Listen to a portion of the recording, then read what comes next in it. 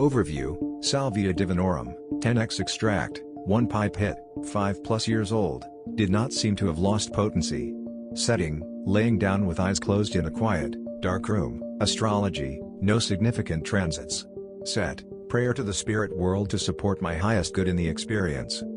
I have smoked a salvia extract perhaps 20 times over the course of the past decade, and always documented the details of each session. While each experience was unique, every session had several common characteristics. The experience I had last night was typical, though by no means humdrum. D+20 seconds, rapidly emerging awareness of being immersed in and part of an energy field. I recall desiring, before I completely lost consciousness of ordinary reality, to reassure my sitter, a novice, that I'll be okay and not to worry. With considerable effort, I gave her thumbs up. D+30 seconds, great stillness and amplification of inner experience.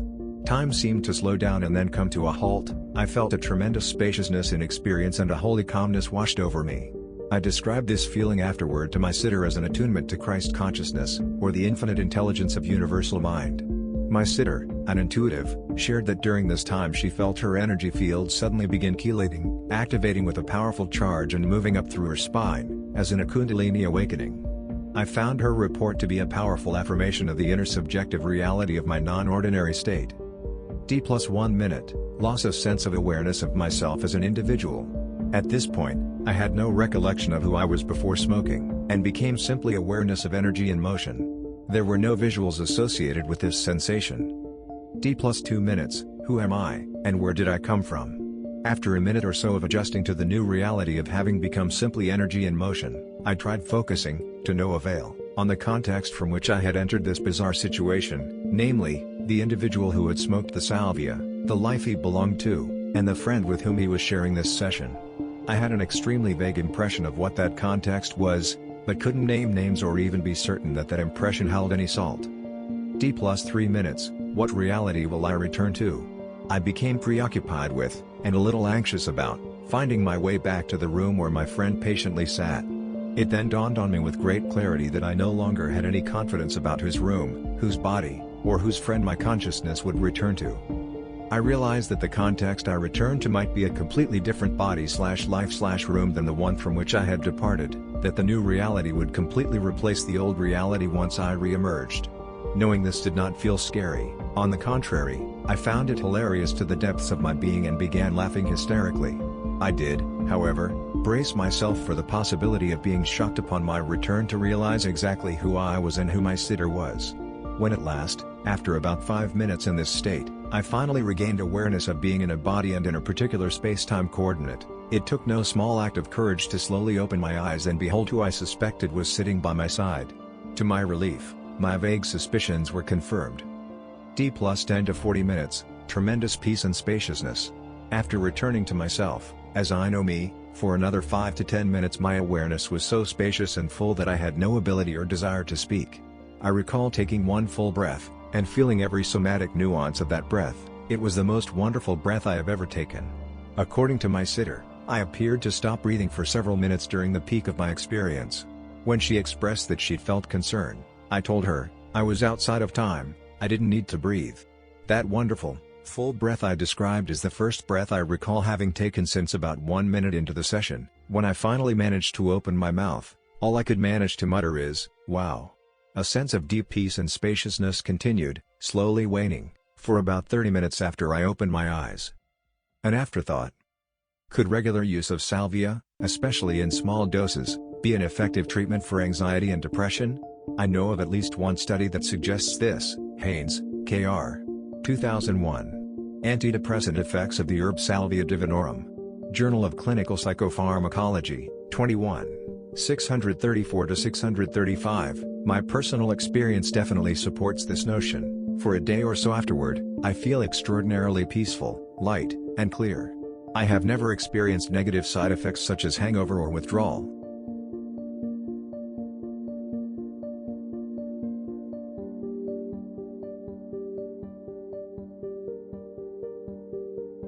I am 27 years old and have had numerous psychedelic experiences in my life, none of which prepared me for the breakthrough salvia experience. I have done LSD 2 times and mushrooms at least 5 or 6 times. I have a really healthy relationship with these powerful chemicals now that I am older and wiser, but my high school and college days were quite a bit wilder than I would recommend anyone experience, so I was under the impression I had really seen it all when it comes to tripping out. I have learned, sometimes repeatedly, painful lessons about dosage, set and setting, and my own ego, and I haven't felt the need to use psychedelics for fun since college, but every couple years I feel drawn to them for my own mental health and clarity. My brain starts to feel cluttered over time, and I consider a strong psychoactive experience to be like spring cleaning, refreshing my resolve and reminding me of my worldly and existential goals in life. But like I said, I have grown calmer as I get older, and now that I am a father and husband, the risk versus reward of illegal substances is so ludicrously high that I can't in good conscience seek out LSD or mushrooms. I was thinking about all this and how unfair it was that these chemicals that really help me are impossible to get safely, when I remembered a certain trippy substance that I had dabbled with in high school and which was completely legal. So I searched out a vendor online and purchased some 20x Salvia. The last time I had tried Salvia all those years ago, I had gotten some 5x and didn't notice any effect whatsoever, which how I got 20x this time. Luckily, I had been spooked enough by trip reports not to go for the 40x or 60x, this decision probably saved my life in retrospect.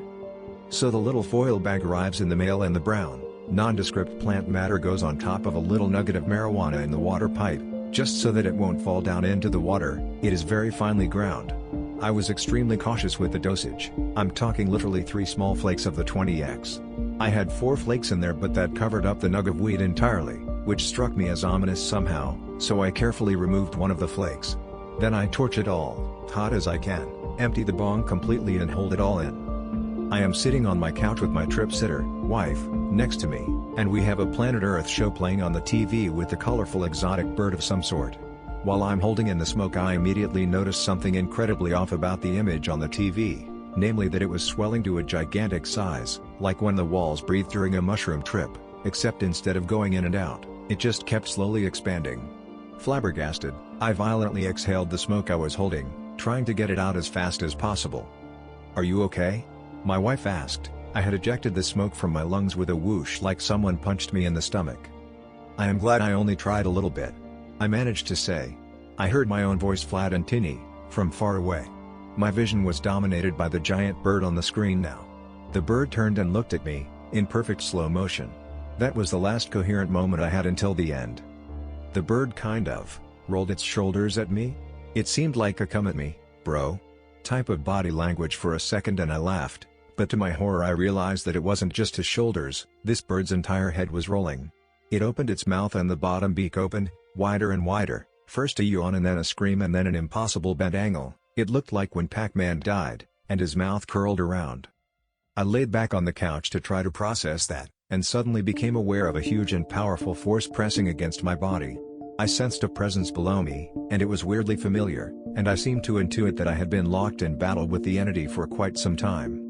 But that was a very vague feeling, and although it was incredibly foreign and disturbing, I thought I was still present and mostly coherent, so I didn't get too scared. I rearranged myself slightly on the couch, to see if I could get a look at what was pushing on me, and I felt a sudden wave of relief as the pushing feeling faded. I stood up and looked at the couch, and was struck by the sudden epiphany that the pushing force I had felt was the couch itself. I realized that every time I sat on the couch, it was like pressing down on the couch as hard as I could, and the couch was pushing back against me as hard as it could. I got my first hint of dissociation then, started to see things like how an inanimate object might, if it could. I abandoned the couch and laid on the floor, feeling like a rock, or a tree, stuck motionless in a world with forces constantly pressing and pummeling against me. I realized that was the true nature of the world, and my human perception protected me from the harsh reality around me all the time, but now I could see it all, harsh and cold and alien. I had a brief mental image seeing myself lying on the ground, looking 2D and pointless. But I was able to stand up and the images faded easily. The TV was at proper size and the last of the gravity waves ebbed away. I was ecstatic. I had survived the Salvia experience. It had come very close to overwhelming at times, but I was always able to fight my back to a semblance of normalcy. I felt good about the experience, but not quite satisfied I had completed the mission. I decided I wanted a full-blown breakthrough experience, after all. Looking back and writing this, it is painfully obvious what happened, and now I believe I understand why my next trip would end so horribly. My initial trip with Salvia taught me a lot. but it was too mild to humble me. I wish that it had. Instead it inflated my ego. I started to believe I had seen everything under the sun and that I could handle whatever this plant had to throw at me. I was wrong. Round 2, I decided I wanted to be outside for this one. I load a solid pinch of 20x Salvia into the bong, only vaguely worried. The first trip had me pretty cocky about the whole thing. Deadly hubris. See, this is why I need a good powerful trip out every so often. I have some gross, frat bro type tendencies, some real Chad-like behavior and thought patterns, that I am still working on, and will probably always be working on. So I clear the good-sized pinch and lean back on the chair that I have on my porch. The sun is almost all the way down and there is a sliver of pink on the horizon. I can hear a Mozart song playing through the window, my wife distracting the kids with baby Einstein.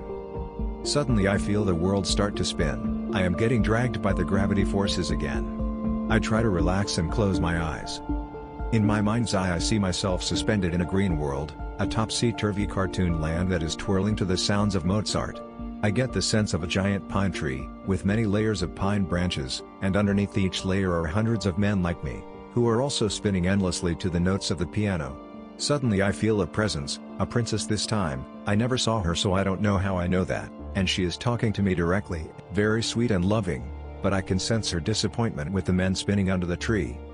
This was all very surreal, but I opened my eyes and the images evaporated quickly. I could meditate and bring the pictures back, but I knew this was not the breakthrough I was looking for.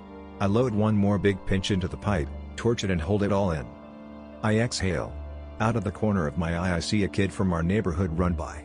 I remember thinking, wow, that kid was running really fast. Looking out at our apartment complex I feel an intense rush of speed, then I literally hear a cartoonish smack sound. My view of the apartment complex seemed too dense, too real. I try to turn my head away from it. My head turns, but the image before my eyes remained unchanged. I don't know if that sentence did it justice. It was like the scene I was looking at had been painted onto cellophane, and then someone grabbed the cellophane and slapped it onto my face so hard it stuck. I did not realize any of this at the time. This is all retrospect. The image stamped onto my eyes shifted and transitioned, compacting and compressing, becoming a blurred mess, then an infinite series of parallel lines, then finally a single, tight string, flailing and convulsing hopelessly in a dark purple void. I blacked out. When I came to, I was the string, but I didn't know it at the time. I didn't know who I was, or that I had taken a drug. All I knew was that I had always been in this horrible purple void, and I always would be, forever. I was flat and being warped and distorted from every angle, and suddenly realized that something was doing this to me. Something was grinding me into the cogs of the universe, and I could hear it talking. It was a woman's voice, tinny and echoey and somehow familiar. She was screaming at me, but the tone in her voice was quite pleased. "Oh, you wanted to come here?" she cried, and I heard other voices join in, laughing at her joke, mocking me for actually wanting to be in this horrible place, for bringing it on myself. She told me that I was never going to leave and laughed at my feeble attempts to move around. That lasted for infinity. There is no way to explain this if you haven't felt it. I used to think it was impossible for humans to comprehend infinity. It's not. I felt it. I was there forever. I never arrived there, do you understand? I had a vague notion that this was all wrong, but I had no idea what I was supposed to be, or used to be, at all. So after a certain amount of eternity had passed, something changed.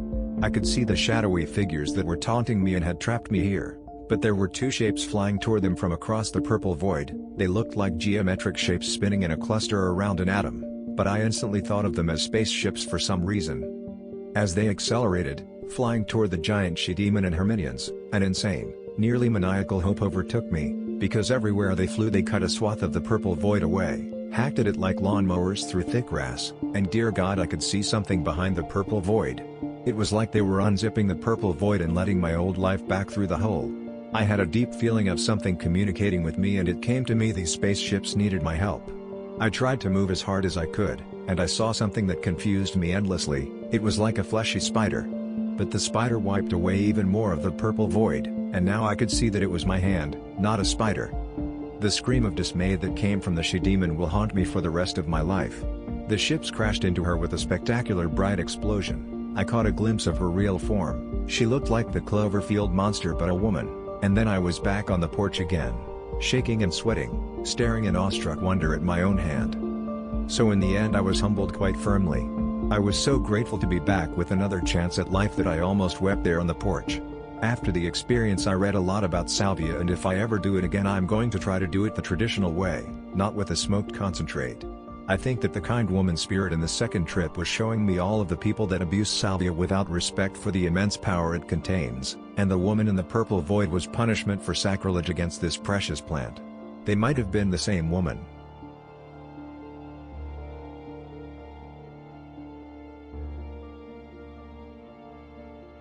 I got some Salvia divinorum tincture last week.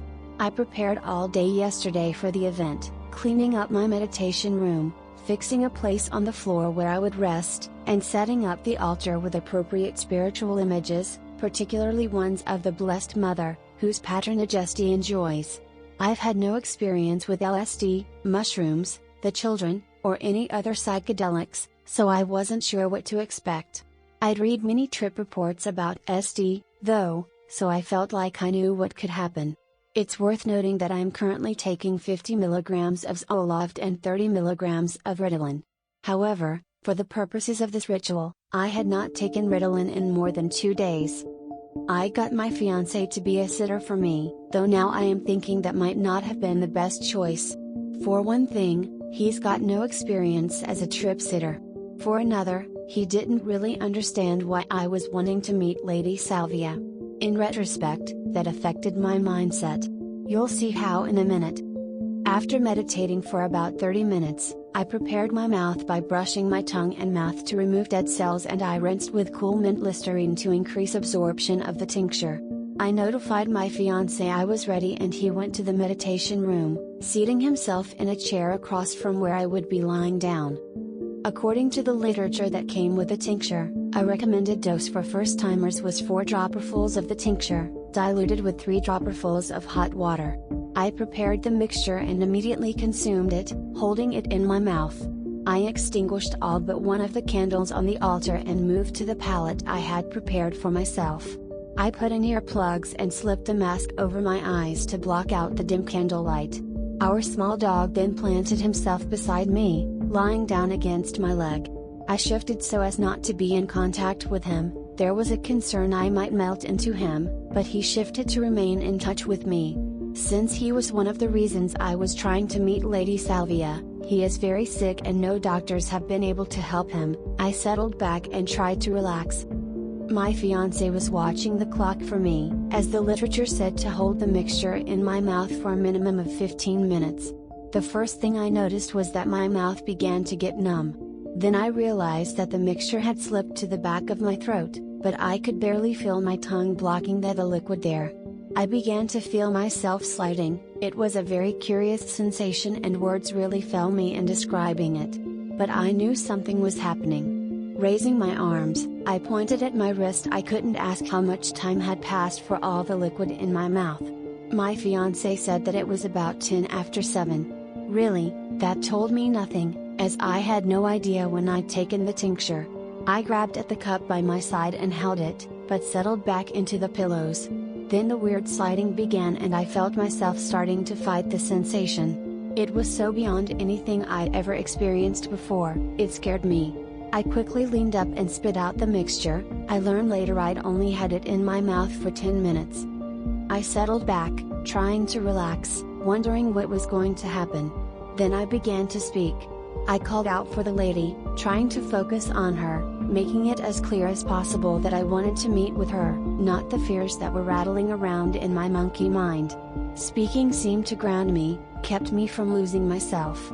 Then it occurred to me I was speaking out loud, and my fiancé could hear it. I began to censor myself, not wanting to freak him out. So I began to describe my experience, my voice some kind of rope tethering me to the existence with which I was familiar. Me. This is real. Fiancé. What do you mean? Me. This is realness. This is what recreational users don't expect. They don't expect to meet with a being, on this side. It's what freaks them out and they never touch salvia again. I went on in this vein for a few minutes, then, do you have any other questions? Fiancé, no. I wanted him to ask more questions. I was in a space where I felt like there were answers, if only he would ask more questions. But he didn't, so I fell silent. After a few minutes, I pulled up my arm, lifted the mask and peeked at him. Throughout the event I had no closed eye visuals, and I realized then that none would occur. I put the mask back over my eyes and tried to relax. After a few minutes of just being, I got concerned that my fiancé was still sitting across from me, probably bored. I told him he could leave if he wanted to. Since I was getting a bit chilled, I asked him for a blanket and curled up under it. I felt very tired. Curious, I asked my fiancé what all I had said. He told me he couldn't remember. With a sadness, I understood that I was not ready to meet her. Conscious that my fiancé still hadn't left the room, I pulled myself up, removed the eye mask and put out the last candle on the altar. The dog stood up and walked to the door, where my fiancé let him out. I checked the clock. It was only 8 p.m., but I felt so tired, I decided to go on to bed. I've always had trouble sleeping, getting to sleep and staying asleep, but last night I got to sleep pretty easily. I had many dreams, and even when I woke up, I was able to get back to sleep with no problems. I would like to try to meet her again, but I know I need to have an experienced sitter with me. Until I can find one, I will take lesser doses of the salvia, about 1 to 2 dropperfuls, a dose that I feel will not require a sitter. I am weaning myself off Aloft, so I look forward to seeing what an experience is like without the effects of an SSRI in my system. All morning I've been thinking about my experience, what I felt and how it was. Also have been thinking about the dreams I had. I will definitely return to Salvia, but will take my time. This is not a party drug or a cheap high. This is a serious tool for personal growth.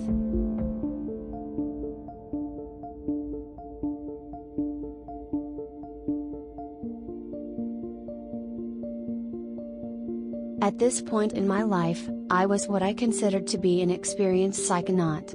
I was no stranger to hallucinogenic experiences, and I felt comfortable navigating the psychedelic landscape. Each time I tried salvia in the past, I always tried it indoors in an extremely controlled environment. Since I had read numerous times that set and setting were of the utmost importance, I can't stress enough just how important it is in order to have a good experience. I made sure to set up the perfect environment. However, this time, I wanted the experience to be a little less controlled, but only because I felt like I was experienced enough to handle it at this point. That said, I don't recommend doing the following. A friend, my sitter who I'll call A, and I went to a local park late one night and walked out to the docks. I laid a blanket down and set up the CD player I brought with me so I could listen to one of my favorite electronic artists while embarking on the journey. As I lay down on the blanket, I observed my surroundings. The sky was crystal clear, the park was empty, the sound of the water was soothing, and the temperature was pleasantly warm. It seemed like the perfect place to try a salvia trip outdoors. Feeling eager to get started, I pushed play, skipped to Orbital's Lush 3 to 5, one of my favorite songs to trip to, and began loading the bowl with enough 20x extract for 2 decent-sized hits. I took the first hit and held it in for as long as I could. As I exhaled, I looked over at A, who was smiling serenely at me. I mused that she looked like some sort of spiritual guide, here to aid me on my quest for enlightenment. As I waited to take the second hit, I felt the familiar tug to the left I always seem to experience while under the influence of salvia. The familiarity of it was comforting, like it was signifying that I was about to go home. Feeling confident and 100% ready, I took the second hit and held it in for even longer than the previous one. While I was exhaling, I saw a shooting star go straight past A's head. I had time enough to exclaim, "A shooting star." As soon as I was done speaking, everything I knew disappeared and was replaced with a thick forest full of the most beautiful flowers I've ever seen. After I got done marveling at the nature around me, I realized that I was close to a rather large clearing in the forest. I walked out of the forest and peered down a steep hill only to be met with one of the most magnificent sights. A large number of people dressed in ceremonial garb danced to drums on either side of a path that led to what I could only describe as an ancient Mesoamerican pyramid. They smiled as they beckoned me to walk toward them. As I made my way down the hill, I got the distinct feeling that this ceremony was specifically held in celebration of my arrival. Something about the people and landscape felt strangely familiar to me, as if I wasn't merely arriving, but rather returning. Once I reached the beginning of the path, two women standing on either side smiled at me warmly and said, "Welcome back." They seemed bemused by the confused expression on my face. Once one of them finished placing a crown of flowers on my head, they moved to the side, as if to signify that I was supposed to walk down the path toward the pyramid. While walking down the path, I looked at as many people as I possibly could. All of them exuded an incredible amount of joy. They seemed like they were quite possibly the happiest people alive. When I reached the foot of the steps of the pyramid, the music and dancing abruptly stopped. Feeling startled, I spun around to look back at them. They were still smiling, but this time they looked expectant, as if they were eagerly waiting for me to climb the steps and enter the pyramid. Seeing no other option, I climbed the steps and walked inside. The long hallway leading away from the entrance was dark, but I could see torchlight flickering at the end of it. The hallway opened into what seemed like some sort of ceremonial room. Before going any further, I stopped to survey my surroundings. On the far end of the room, there was a large picture carved into the stone wall. The picture was framed by two torches on either side of it. Standing in front of the picture was an elderly man and woman. To the left, there was another dark hallway that presumably led to another room or another part of the pyramid. To the right was another picture carved into the wall. After I was done taking everything in, my gaze rested on the two people standing in front of me.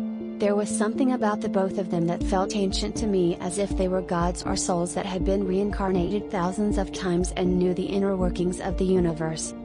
As I was studying them, the man walked up to me and put his hand on my shoulder. Before I could make eye contact, he closed his eyes and bowed his head. When his eyes finally opened and met mine, he stared into them deeply, as if he was peering into my soul. After a while, he smiled, squeezed my shoulder, and walked toward the other dark hallway. Once he disappeared into the darkness, the woman approached me and said with a welcoming smile, "So, you've finally returned. We've been waiting for you." "Is all of this for me?" I asked, finally able to speak. She nodded, amused by my confusion. "But why?" I probed further. She shook her head while continuing to smile in amusement. As she did so, she gestured at the picture at the far end of the room that was framed by the torches. I didn't feel that it was my place to continue asking questions, so I walked up to it and studied as many details as I could. From what I could tell, the picture seemed to depict a ceremonial scene. There were two rows of people sitting with their heads bowed and hands together as if in prayer. The row on the left had 6 men and the row on the right had 6 women. I gasped as I recognized one of the women. It was A. Even though none of this made sense, it all somehow made complete sense in that moment. For a brief moment, I was both aware of this world I traveled to via Salvia and the one I had left behind. As I stood there thinking about both worlds, she motioned for me to stand next to her. Once I reached the spot she wanted me to stand in, she embraced me lovingly. The embrace was a wordless goodbye, but I knew it was a temporary goodbye, since we both planned on seeing each other again. Once we were done hugging, the tile that I was standing on sank into the bottom of the pyramid and I went with it. For a moment everything was black. Then suddenly, I was emerging from the ground into one of the 4 pillars that stood behind it. For a few moments in time, I was a stone pillar, which was rather bizarre, but it felt oddly peaceful. As I began to come back from the trip, I became disembodied and viewed myself as the pillar from somewhere above in the sky. Eventually the scene faded and I found myself back at the docks. When I fully came to, I felt so joyful and at peace that I couldn't contain it, so I wept with happiness. Fortunately, I didn't say a word. She was giving me time to process what I had just experienced. I laid there for a while, mulling the whole thing over. After a while, I had a few incredible realizations. 1. During my first Salvia trip, I felt that an entity was with me the whole time. Toward the end of my trip, it told me, "Come back soon." I realized that the woman who was waiting for me in the pyramid was the entity from my first trip. 2. Also during my first Salvia trip, I experienced time travel. As I was time traveling, I zipped past/through a pyramid. It's possible that it was the same one. After enough time had passed and I felt that I had mulled everything over, I recounted my story to A. She found the whole thing to be just as incredible as I had, but she was particularly shocked by the fact that I saw her in it. The interesting thing is that each time I've done Salvia prior to this one, I've had no recollection of any aspect of my life during the trip. It's always this complete ego death in which I'm simply existing without an identity. The fact that I regained memory during the trip is astounding to me. To this day, I'm still not sure what that experience means or if it even means anything at all, but it will always be one of the most special and spiritual experiences of my life, which is enough. Note 1. Even if one is experienced with salvia and other psychoactive substances, it's probably not the best idea to trip next to a large body of water like I did. In hindsight, I realize that it could have gone terribly wrong by me falling in the water and drowning. Thankfully, it went as perfect as something like that can. Note 2. If you're inexperienced with salvia, please read as many good and bad trip reports as you can so you have a solid understanding of what it is you're messing with. Setting, and trusted sitters are paramount for having a good trip. Respect the plant. Note 3. I've seen people assume that they'll be able to handle salvia extract because they had decent experiences with LSD. The thing is, this is nothing like LSD. It's 1,000 times more intense. On a strong LSD trip, I'll get an intense body high, weird visuals, and a plethora of bizarre thoughts. On salvia extract, I'm so far gone that I don't see the world as it is and I have no identity. It is the ultimate hallucination. Thanks for reading, stay safe, and good luck.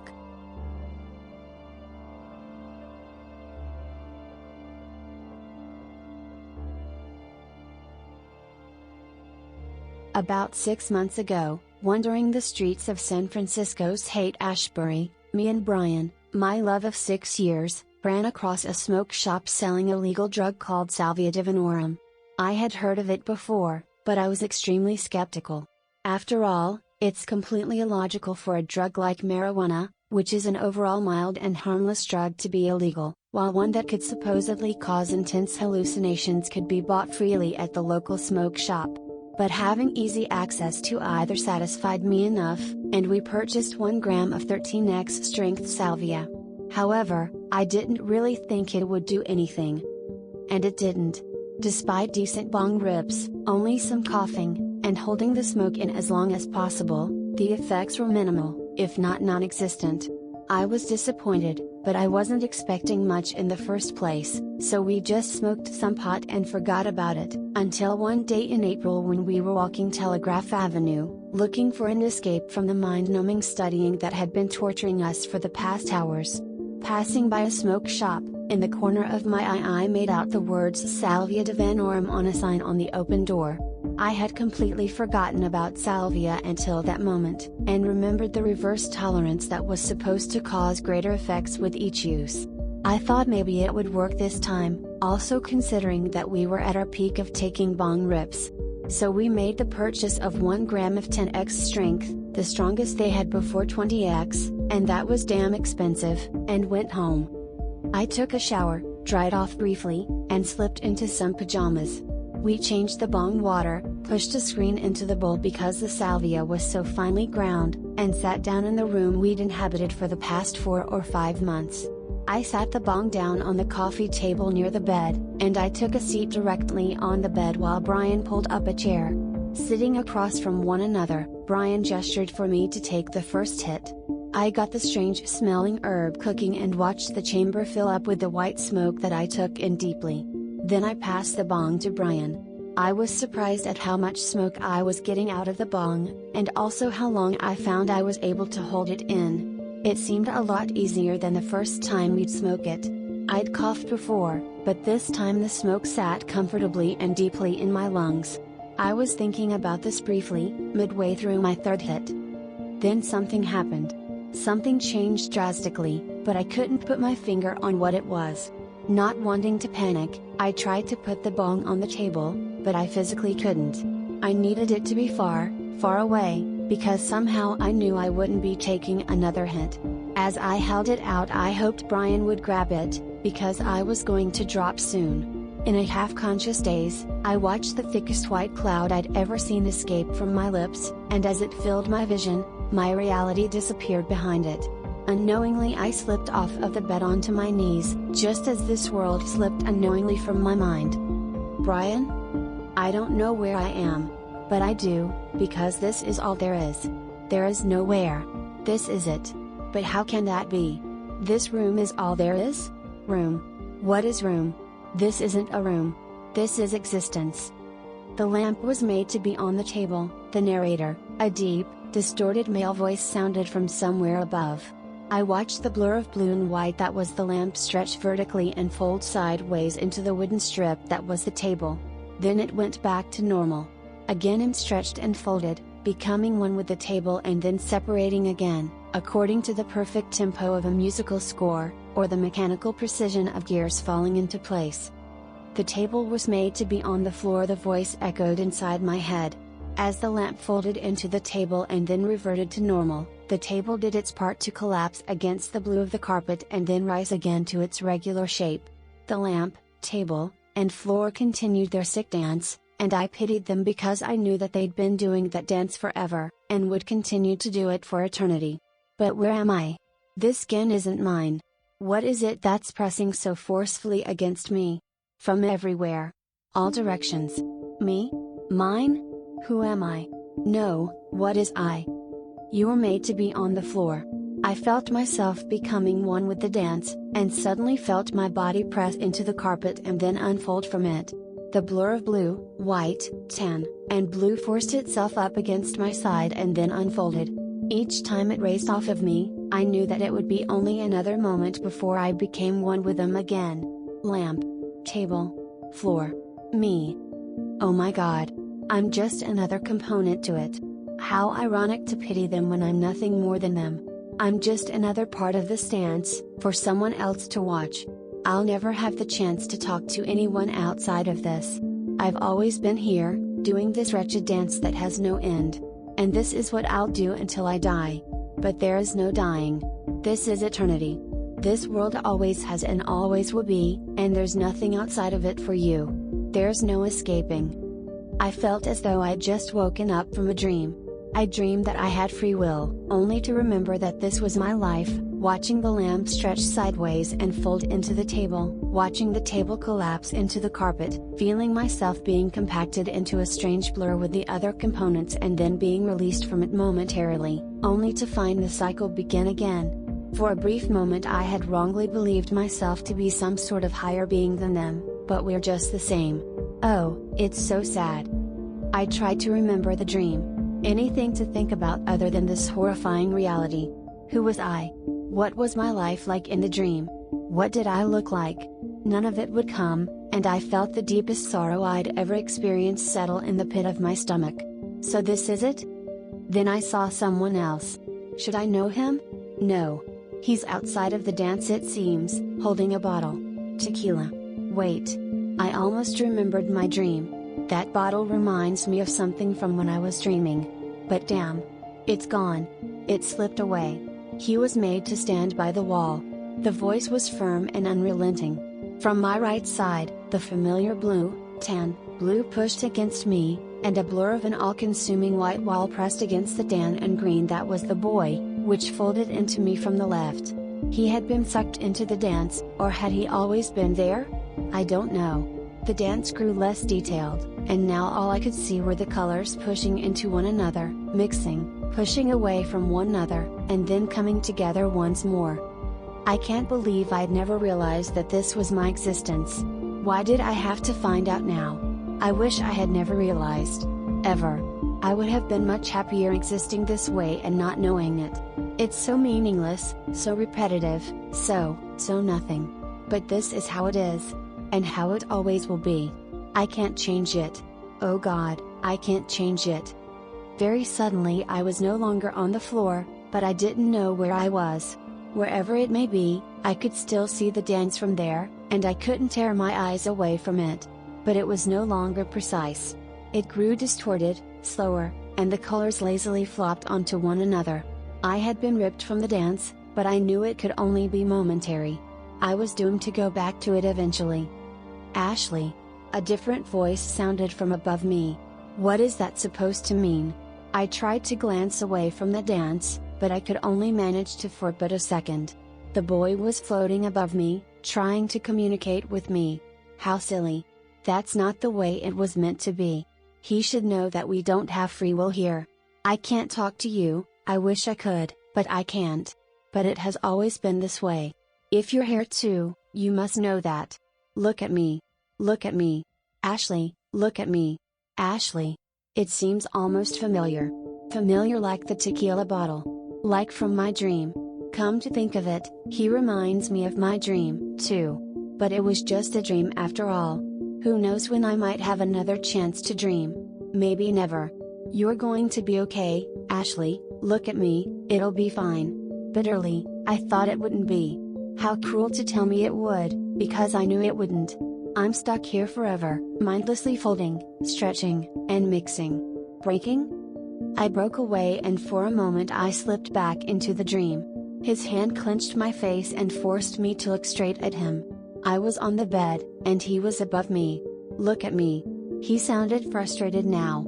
I looked at him, but couldn't help but let my eyes wander at the surroundings, to see if the dance was still persisting.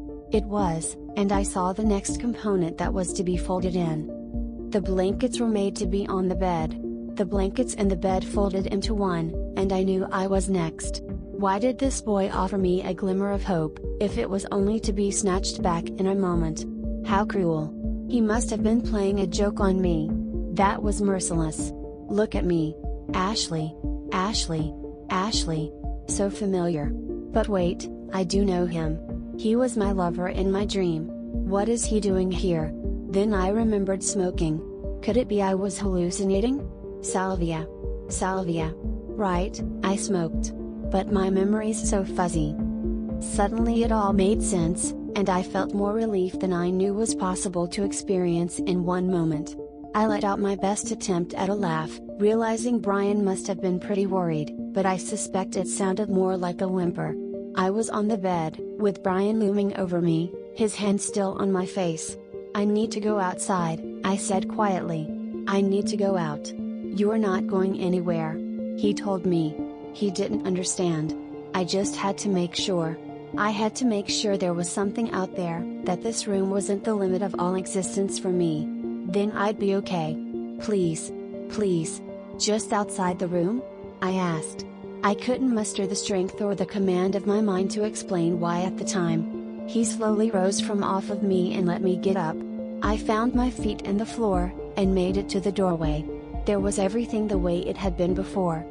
What had occurred in this reality was that I had slipped off the bed and stared ahead for a few minutes, my face filled with something like hopeless terror. Apparently, Brian had grabbed the tequila bottle to put away, as to not get in more trouble than necessary when he called the ambulance. We're under 21, which he didn't have to because I came out of it pretty quickly. But it seemed like so much longer. In all honesty, I felt like I learned what eternity was in those few minutes. The body high that I felt throughout the entire trip could only be compared to the weight of the entire universe pushing in on every inch of my body. I completely forgot all aspects of my life, forgot who I was, and couldn't recognize my boyfriend of 6 years. Shrooms are for experiencing an altered reality, but Salvia transports me to an entirely new dimension, where the schemas that make so much sense in this world just don't apply. I didn't know it was possible to be transported to a different world and come back in a matter of minutes. Now I do, and I'm afraid.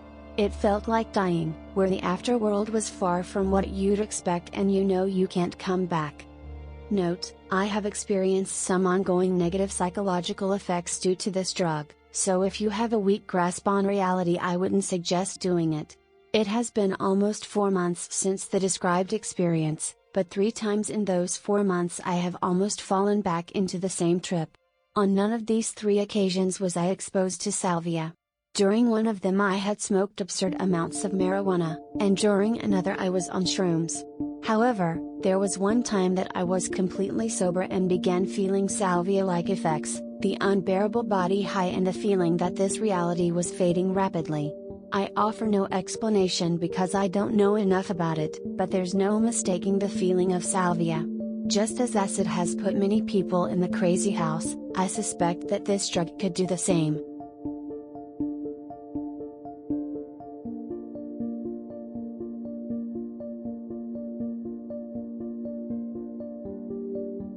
I first tried salvia 4 weeks ago at 30 grams, fresh leaf, chewed, in silent darkness. The effect was very mild and I knew I needed to increase the dose next time. I was not expecting to revisit so soon, but my plants had other ideas and one thing led to another. This is what happened. I had eaten breakfast early and then fasted the rest of the day. I also decided to use mouthwash this time, after lightly brushing everything inside my mouth besides my teeth, which in itself was weird. I was a little nervous, but otherwise calm and curious. Nothing much else has been going on in my life, apart from work and chilling. Things in general have been good for me lately. I am in ketosis and feeling healthy. I eat and sleep well. I work out and I'm not taking any medications.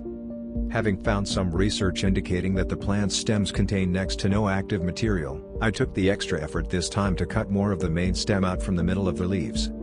After doing this, I weighed my bundle of 24 leaves out to 51.2 grams, which I was pleased with. My rough aim was for around 40 to 45 grams, so this was on the high side. The weight of the stems that were removed equals 18.5 grams. I placed the leaves in a neat stack and then retired to my studio. I was going back and forth between my studio and bedroom with a bit of last-minute indecision as to where and how I should proceed. The skeptic in me wanted to remain in the armchair in front of my computer where I had spent the day on the net.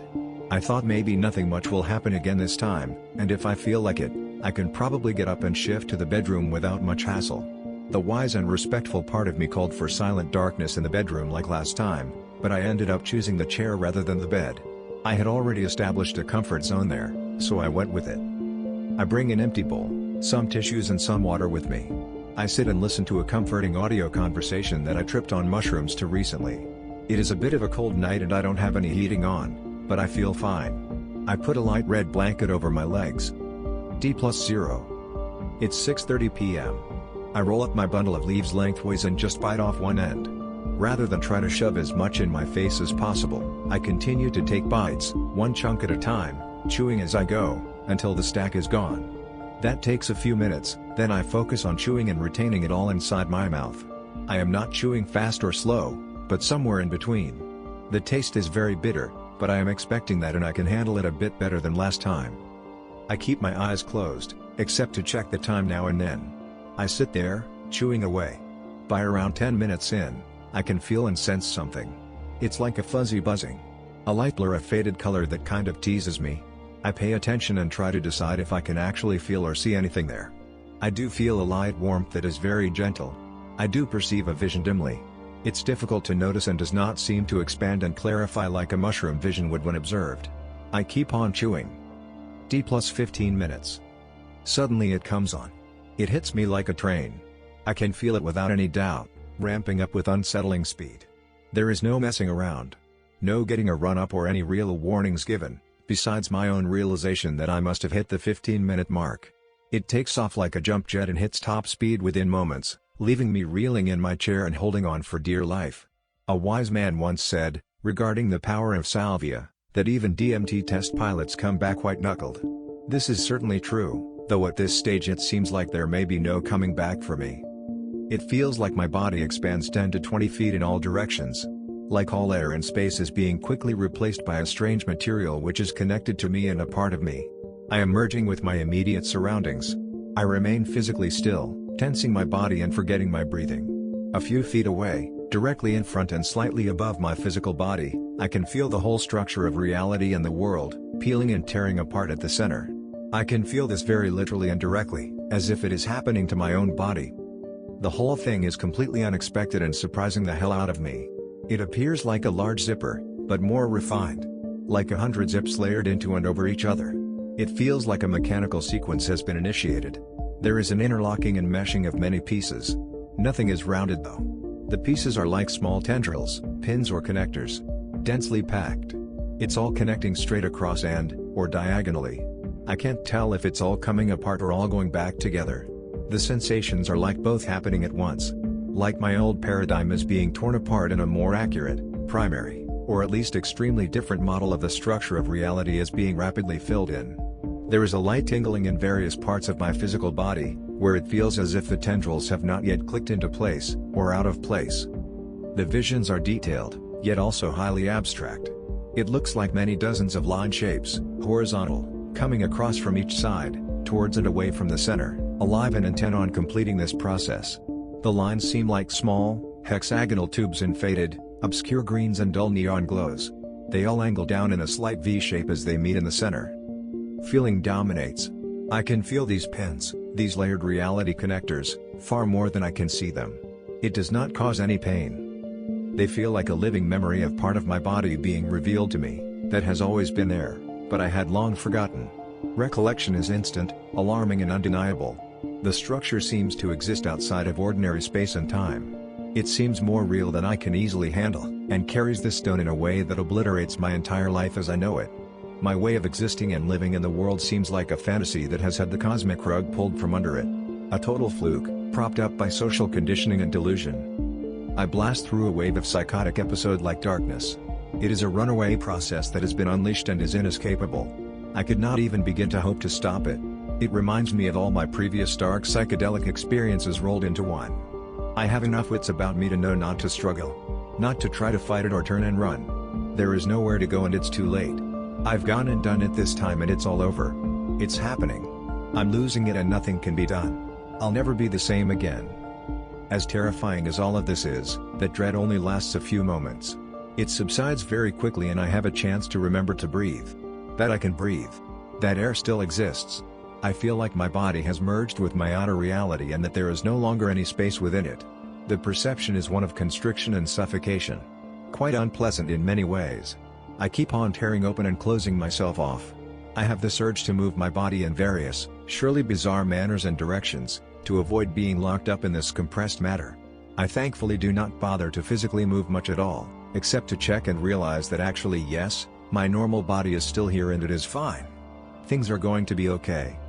I notice that within this weird, locked-in predicament, only my imagination seems free to move about with ease, unable to be tied down or set in stone. I am thankful to have this small degree of freedom. I still have thoughts and emotions I suppose, but my simple awareness seems clear and this is the most reassuring aspect for me. I open my eyes, although it has seemed as if they were open the whole time. 15 minutes have elapsed since it came on. D+ 30 minutes. It's now 7 p.m. I feel the cold suddenly and begin shivering. I regret sitting upright and being somewhat tensed. I crawl to the floor and just lay there, shivering some more, trying to relax into the experience. I soon realize that the peak has passed, and I feel stupid laying down here, so I climb back up into my seat. The fact that ordinary reality is still there, visible and tangible, is incredibly reassuring. I close my eyes and pay attention. Things are relatively mild now and have calmed down considerably. I focus on breathing and keeping my mind clear. There is a continuous stream of vision I can perceive with great detail, but I can say almost nothing about it visually. It's vague, and appears as if it is both there and not there. Dreamlike surfaces are out in front of me, taking up the whole field, and occasionally it seems like the entire structure spins slowly. This is all pleasant enough. A welcome relief, really. The rolling conversation of audio that I have playing in the background has been a bit of an anchor for me. It has also taken on far deeper levels of meaning. I feel like I am tripping hard in at least this one sense that is familiar. When you feel like you understand things on a super deep level. That what you hear, see and feel is more true than it would usually seem to be on the surface. It's all interrelated, even though rationally it may make very little sense. Abstract topics of discussion pertain directly to my immediate experiences. D+ 45 minutes. It's now 7:15 p.m. It feels like the peak is definitely over now. The effects have quickly faded into an afterglow, and this lingers for a while. It becomes similar to my first experience, but slightly more active. I sit for another 30 minutes and meditate. I feel a nice, clear space within. Like the internal structure of my being can allow for this breath to move through it, despite being crowded with a strange material. There are nondescript objects that I do see, but mostly feel and perceive inside. They are kind of blocky and magenta colored. Their transformations are slow and disjointed, while still maintaining a flow and rhythm. The finer energy moving throughout is like a pale, clear, glowing light. or a soft breeze, in muted greens and purples. These subtle visions are quite unlike those found on other substances. The physical sense of warmth and slight numbness, together with a finer mental clarity, this gently reminds me of absinthe. When it first hit me, I was taken so much by surprise that I struggled to find the spit bowl, reach for it and spit the wad out into it. It felt like a huge accomplishment. It came on so hard that I lost all awareness of it for a moment. It took a little while to register that I could surely discard what was apparently still in my mouth. I had not swallowed any saliva or material, nor did I feel any moral obligation to. It had remained as just one big mouthful that was very manageable. There was no great chewing method revealed this time and it largely took care of itself. I did not end up with so much saliva that I could not handle it or anything. The nasty taste seemed to disappear after takeoff. Now and then I was reminded of it and noticed how weird it was, still having a few clumps and dregs stuck in my mouth. Play. D+1 hour and 15 minutes. It's now 7:45 p.m. I rinse my mouth with water and spit into the bowl. I feel like replacing the flavor in my mouth with something else and I wouldn't mind eating some food, so I get up. Wandering to the fridge I feel a little light and floaty, but mostly in good order. My balance is not affected. I eat some smoked ham and cheese, then rinse my mouth once again with mouthwash. Finally, this overpowers any bitter flavors in my mouth. D+1 hour and 30 minutes.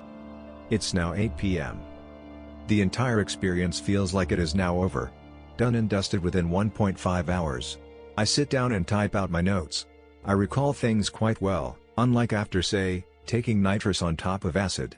I can bring a fair amount back with me, I just struggle to find words for it. Folding up and unfolding is a good way to describe things, but I refer to the motif of zipping and unzipping, as that closely represents the feelings I had this time. I did not put two and two together until much later on. This unzipping is perhaps a fairly common thing to go through, but the descriptions of it only take on true meaning after the actual experience is lived. Salvia divinorum is incredibly powerful and unusual. I have developed an instant respect for this plant and its outrageous abilities. It is unlike psilocybin or LSD. Salvia generates a very different set of experiences in a class of its own, and is definitely not for the faint-hearted. It does remind me of ayahuasca, insofar as it gave me a solid head kicking. So it can make regular life seem less difficult by comparison. Being able to resume functioning in this world. To do simple things like move about and breathe air, this seems miraculous to me. I was sure I had been rearranged beyond repair. Reconfigured into a truer form. I realize that not everyone goes through an ordeal with salvia. I think that the darkness I experienced must be related to me somehow. There are common threads that link my own dark trips across many different substances, including psilocybin, LSD, THC and methamphetamine. Even dreams and nightmares. So I know that the substance is not the cause. It's maybe a chemical fear reaction triggered deep in the ancient, simple areas of my brain. Or maybe it's karma catching up with me and running me through the mill at random. It could be purely emotional. I went through a dark moment one day without any substance at all, walking home after rejection from a girl that I liked. I think I was dealing with amphetamine withdrawal on that occasion though. So maybe it's aliens from other dimensions, trying to tear me out of my body and crush me. Maybe it's death itself, coming to haunt me in the face and punch me in the soul. Slamming the fear of God into me for no apparent reason. I have never really worked it out. I have found that as horrific as the dark trips can be, on the whole at least, they are not typically traumatizing, or leaving any residual damage which might be a hindrance to living a normal life. When substances are involved, removing the substance will sail the ship straight back towards equilibrium. Either minutes or months later. In all cases, struggle will only exacerbate the situation. What is needed is to surrender and pass through it. Mostly what remains are questions. This dark time with saliva was thankfully very brief and did not dominate the entire experience. At 8 p.m. I feel totally fine, straight and normal, as if nothing ever happened. I just have new memories, some of them terrifying, which I now find somewhat amusing. Man, she really snuck up on me this time. While 24 leaves at 50 grams felt like a very large dose, I am not sure where to place it, or whether to dose higher or lower next time. Maybe 40 grams, or 60 grams? I also cannot gauge the effectiveness of brushing and mouthwash at this point, though I suspect that it does help. I do feel that tripping while sitting down was a mistake, and that I would have fared a lot better had I been able to fully lay down and relax, or attempt to relax, into things. I feel I may have broken through in that context, but that being all sat up in a chair kept me tethered to this world. Perhaps this partly caused such a difficult time for me when it came on. I have heard that sub-breakthroughs can be rough. Other people talk about leaving their bodies and entering dream worlds at sufficient doses. Properly busting through into other dimensions. I would really like to experience that. I was unsure whether this dosage level would turn out to be as active as it needed to be. I should have been more trusting and prepared, but at least now I know. I don't think I will ever do Salvia again, unless I'm fully committed to laying down in silent darkness. When it was hitting me, I doubted ever wanting to do it again, full stop. This is not something to take lightly or do for fun. I am thankful for going into it with a solid amount of previous psychedelic experience. I am sure it helped me navigate safely when the waves came crashing in. Salvia really seems like just another version of doing the work. Another difficult journey that requires courage and discipline to undertake. It's a strange life path, where we subject ourselves to these experiences voluntarily. It's not easy, but I do feel enriched by my interdimensional travels. I struggle to relate to people who choose to ignore altered states completely. Unless they are children. So there you have it. I feel fine and normal the next day, as I revise and edit these notes. I have no great urge to repeat anything in a hurry. If it was 6 months or a year before my next visit, I would be fine with that. I'm not sure what I got from it this time. I mean, for a while there, all of my life seemed impossible, even the simple things. So in that sense I have a greater appreciation for simply being alive. And without Salvia bending my face in, I feel naturally quite well equipped to deal with reality as I encounter it. I guess that Salvia is a teacher plant, though I could not discern any presence or guiding voice. And what to make of the lessons being taught, I don't know. I feel like maybe I should or could have left my body and it would have opened up properly into something else. But, I was not laying down and so just kind of got stuck. What I was seeing and feeling seemed to be very real and true. At least the experience of it was undeniable. But it was all in the mind. If what happened was actually true, the way reality is shaped, I would be a drooling pretzel on the ground right now. Gridlocked into the prison of a reality where all things become tangled up shapes embedded in matter, without space between anything. Like the end of a game of Snake, where you have grown so large that you get all twisted up and run out of room to move. Then you eat yourself and die. I have heard people reporting a dirtiness and unpleasant residual effects lasting a few hours following saliva use. My guess is that this is simply due to smoking the material, which is by far the most common method outside of South America. Smoking apparently also yields a far shorter duration of experience and a higher intensity, which I can hardly imagine. It is already difficult enough to bring anything back from it. I am pleased to note that simply chewing the plant has definitely been very clean, with no body load or traces remaining after the experience. I don't give any weight to the superstition that the plant does not appreciate being smoked. I think all methods are equally valid when approached with care and respect. I have never tried extracted leaf and so cannot personally compare smoking with chewing plain fresh leaf. One thing I now know for sure, Salvia is damn weird. It reportedly has a reverse tolerance effect. Apparently, this means that if I leave the dosage the same, all future doses will become stronger from now on. This in itself is so strange and backwards from the way things normally go. I wonder to what extent it will actually hold true, and how it will affect the situation once I settle on a dosage level. I might just begin to dose less and less, until I can simply chew on half a leaf and find myself bouncing off the ceiling. That would be something. This here is one truly strange little plant. Lay down, be respectful and stay safe.